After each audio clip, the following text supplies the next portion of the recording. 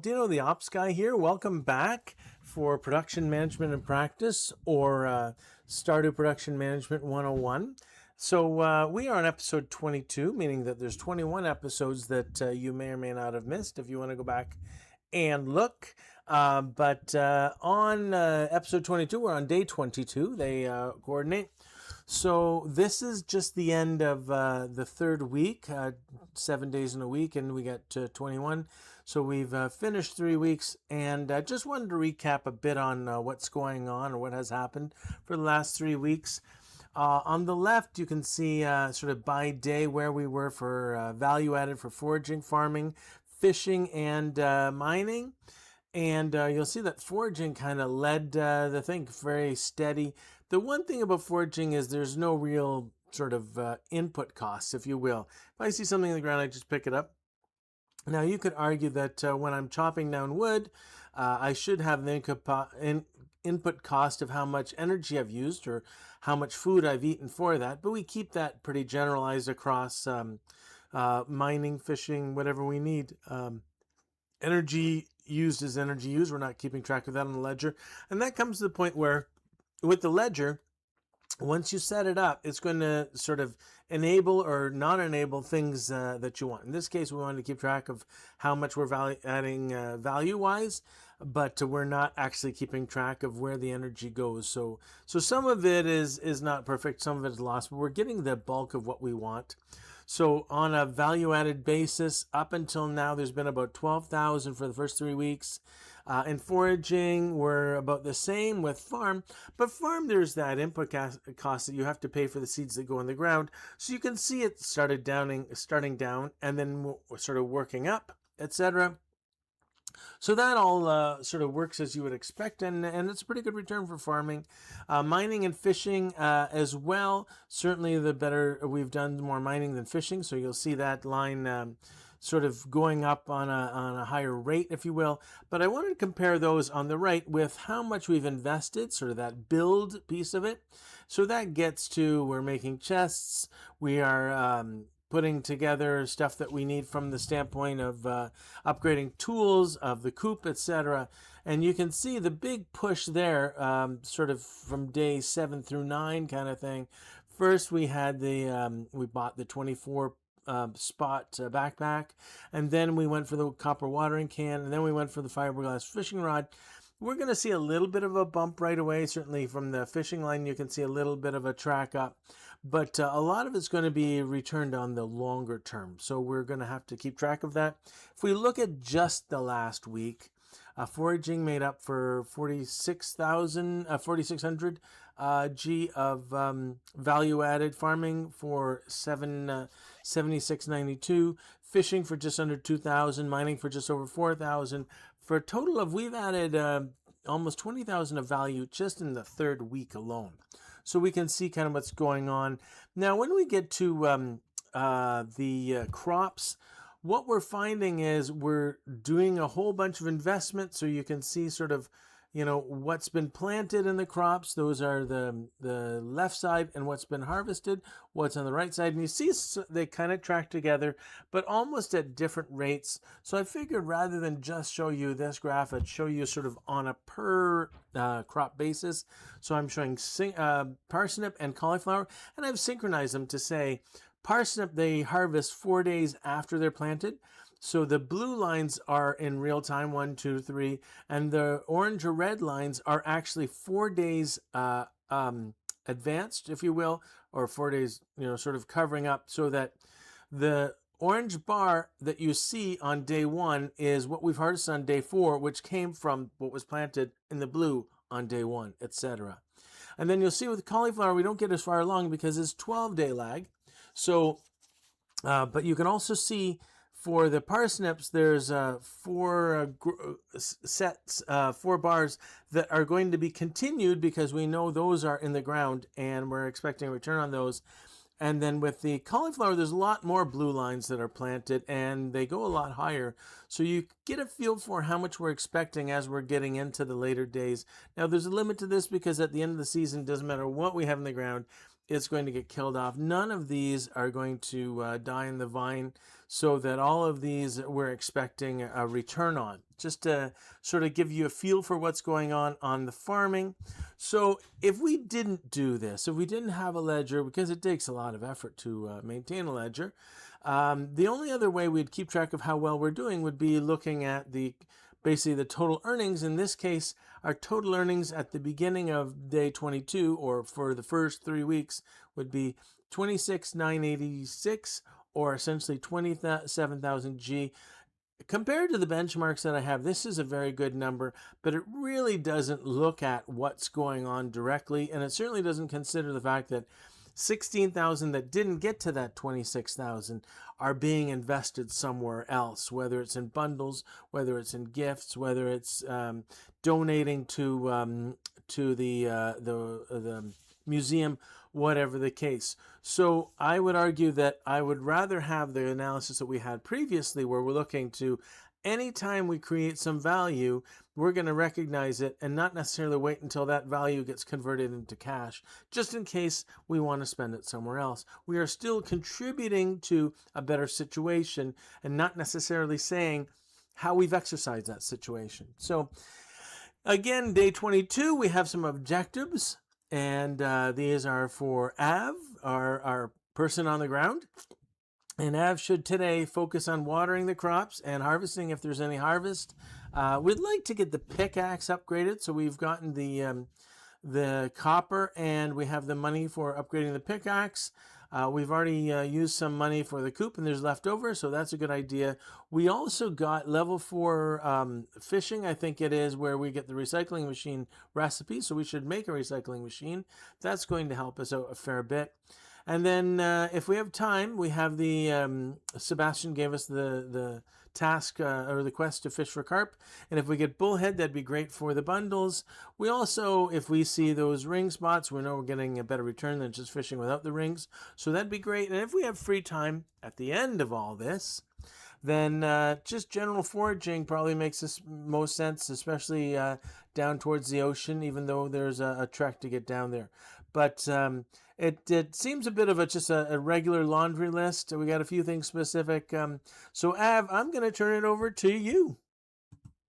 Okay, thanks, Dino. We are back on episode 22, day 22.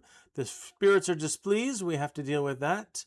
And we are getting advice to use our fishing pole. I think living off the land is a good place for advice, but we will do what we need to do for sure. And I guess the first thing we need to do is really make a recycle thing. Let's get some smelt going. But we do have the materials for a recycling machine, so we can put our recycled product in there. It's nice to use soggy newspaper. It's not always the best return, but sort of the best thing you can get out of it would be a piece of cloth, or bolt of cloth, whatever the case, and that can come up. Oh, we got maple syrup. That can come up from the soggy newspaper. See how that turns out. So we have 4, count them, 4 maple syrup situations.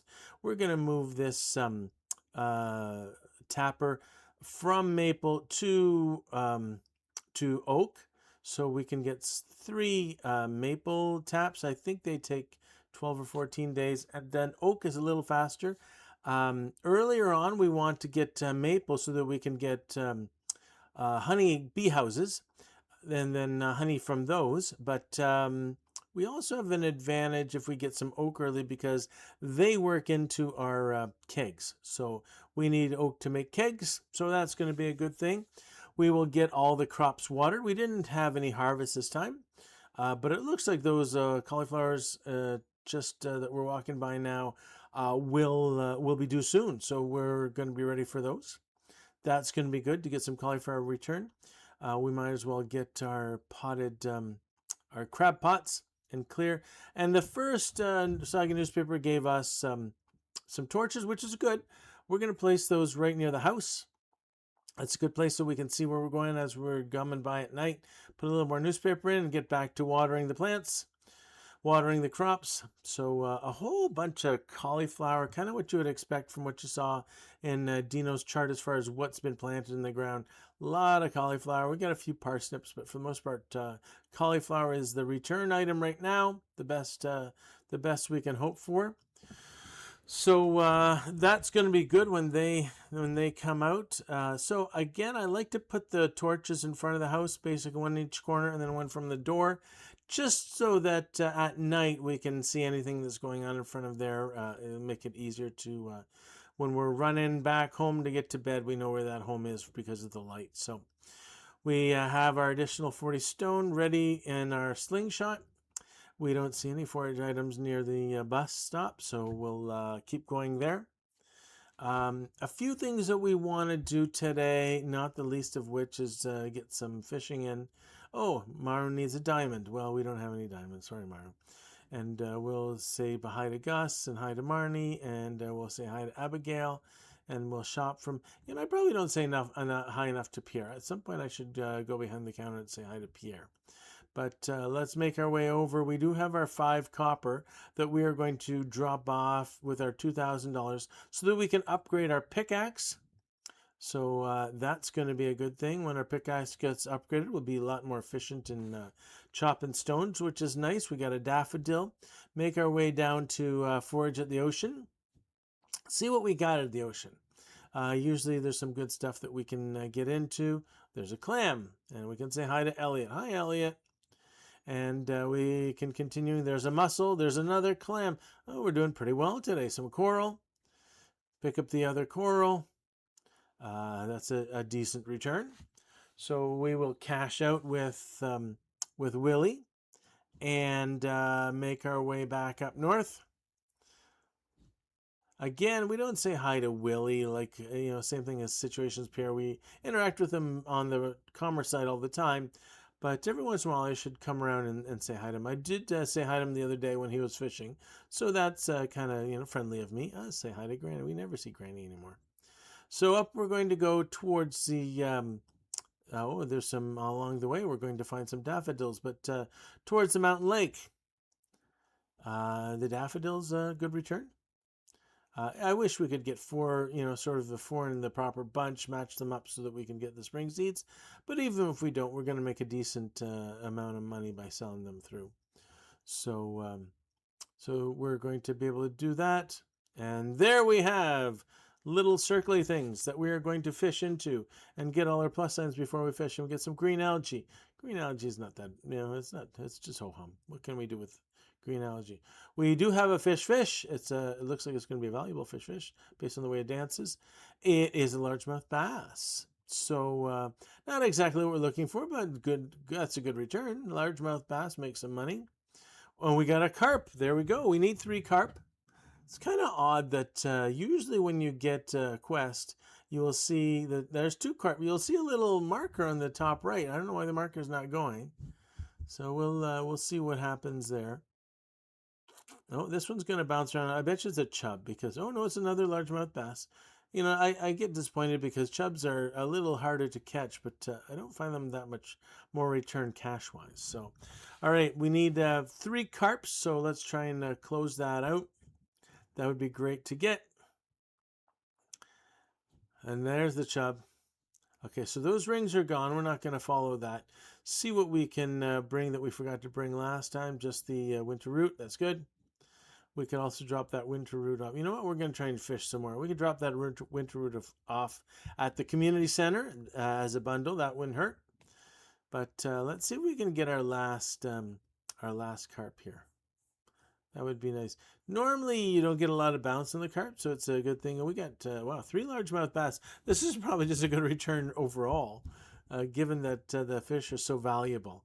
So let's see what we got. See, this is a little more passive fish. This is I'm expecting a carp. There we go. 3 carp. Oh, wait a minute. We don't even have the... What happened to the quest? I thought we had a quest for 3 carp. I guess we don't. Oh, that's not good. The best laid plans of mice and men, they say. All right, let's make back. We will consolidate what we have. As I use the ledger more, I'm happy when we consolidate because anytime we have to sort of correct what we've gotten, we don't get full view of everything beyond the hotbar unless we open it up this way so we can see how much we have. And when we do it specifically at that one, it basically covers how much wood we have, how much stone we have, all the sort of the most fluid stuff. Getting back to the ABC stuff, it's all the A stuff that we trade all the time, and we would like to correct to make sure that we have the right numbers for the ledger. So sold off for some fish.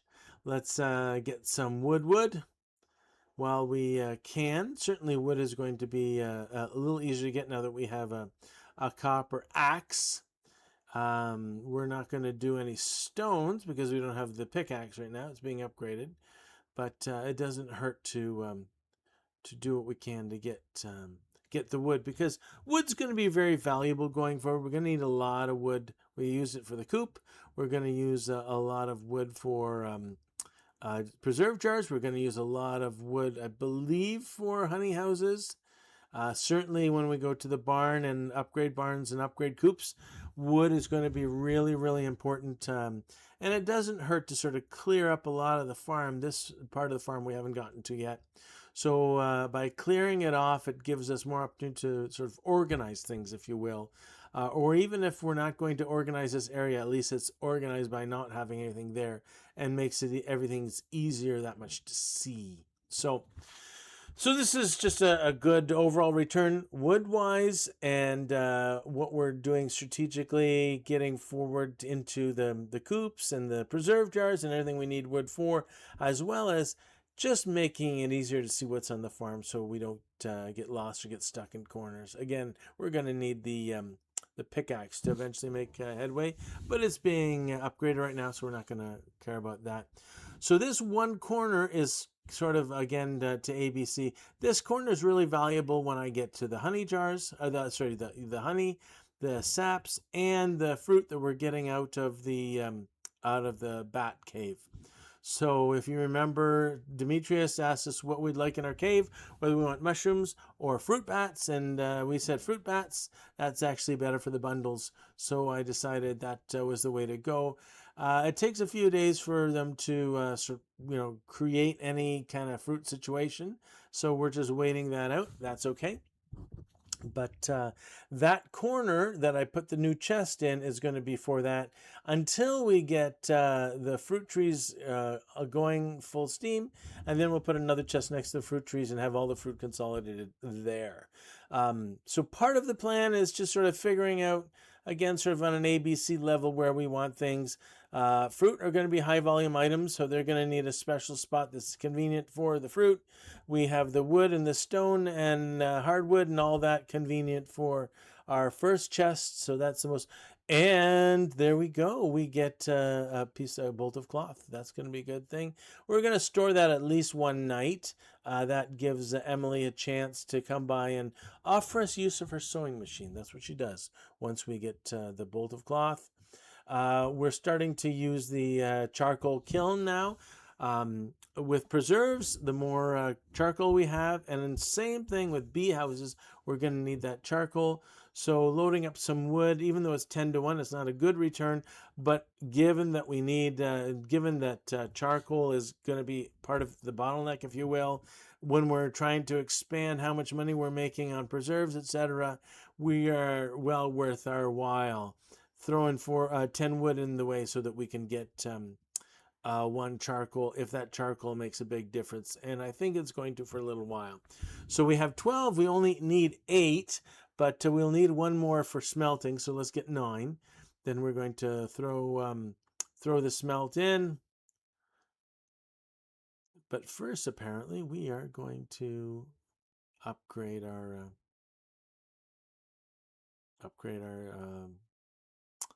recycling. And we use our second set of torches basically to light up the area where we're going to be doing a lot of farming. Whether I do it there or whether I do it in front of the coop, both good places. We haven't really cleaned up in front of the coop, so it's probably better that we did this here. So we do have the iron, we do have the charcoal, we do have the maple syrup. So we put our first bee house out. I think that's going to give us a really good return. I'm really happy with that. So let's look at how well we did. I think pretty good return for day 23. But as well, going forward, I think we're going to need, it's going to be a clear and sunny day tomorrow, perfect for the flower dance.